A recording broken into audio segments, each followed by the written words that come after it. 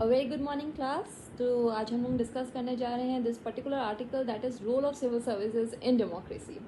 तो अगर आप इस टॉपिक को देखें तो ये हर यूपीएससी के हर पेपर से में इंपॉर्टेंट है, बी इट GS1 जिसमें सोसाइटी का सेक्शन, उसमें आप मेंशन कर दीजिए गवर्नेंस से रिलेटेड, या फिर GS2 उसमें तो पूरा का पूरा ही, क्योंकि उसमें गवर्नेंस और पूरा का पूरा सिविल सर्विसेज के बारे में आप बात कर सकते हैं किसी ना किसी क्वेश्चन में, या बी इट GS3 जिसमें आप इकोनॉमिक्स से रिलेट कर सकते हैं कि how economics and technology is related with civil services, और GS4 ethics of governance.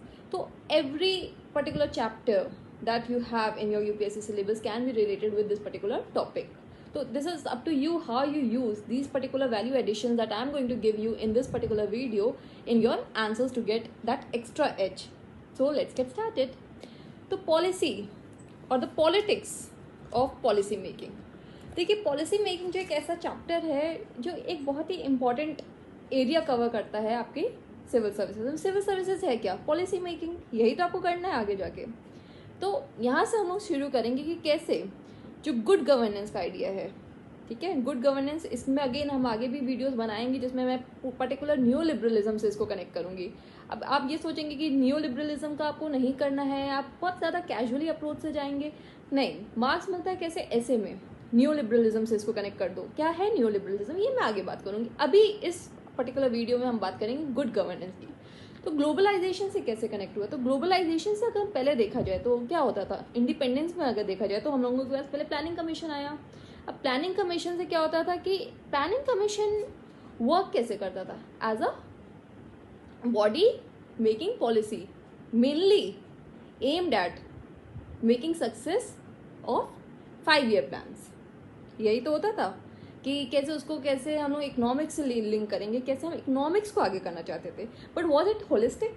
तो अब हम होलिस्टिक आइडिया की बात करते हैं कि वहाँ पे जो हमारा इक्विटी होना चाहिए, हमारा एनवायरनमेंट होना चाहिए, ग्रीन गवर्नेंस, ग्रीन एनवायरनमेंट के बारे में, ग्रीन इकोनॉमिक्स के बारे में हम बात करते हैं। तो ये जो ट्रैजेक्टरी शिफ्ट हुआ है इसी को हम लोग कहते हैं क्या?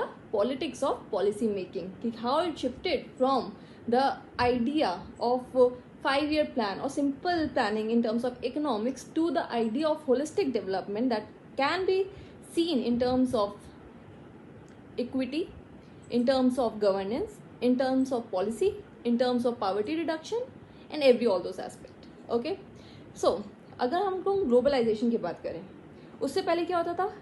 हिडन सीक्रेटिव प्रोसेस से होता था, हम लोगों के पास इतनी इंफॉर्मेशन नहीं होती थी। तो उस हिडन सीक्रेटिव प्रोसेस से आज अगर हम देखें तो हमारे पास RTI है, ये सब कैसे सिविल सर्विसेज का रोल है ना। तो सिविल सर्विसेज हो गया, या फिर टेक्नोलॉजी, डेटा गवर्नेंस जो हम लोग ट्रैक कर सकते हैं, हमारे पास इतने सारे पोर्टल्स हैं गवर्नमेंट के, CP ग्राम्स आप ले लीजिए। तो ये जो शिफ्ट है, ये information, this idea of information और dissemination of information, that is very important and that can be attributed to globalisation and the shift that can be traced from that period to this period. तो this is very important. Okay, तो यहाँ पे हम लोगों ने जितने भी keywords करें, तो globalisation, data science, era of economism, कि आज हमारा क्या एरा ऑफ इकोनॉमिज्म है ना, टेक्नोलॉजी है। तो वहाँ से हम कैसे शिफ्ट कर रहे हैं, ये बहुत ज़्यादा इंपॉर्टेंट है। कहाँ से? सीक्रेटिव हिडन प्रोसेस से decentralise, fragmented and market oriented, result oriented, evidence based policy making के।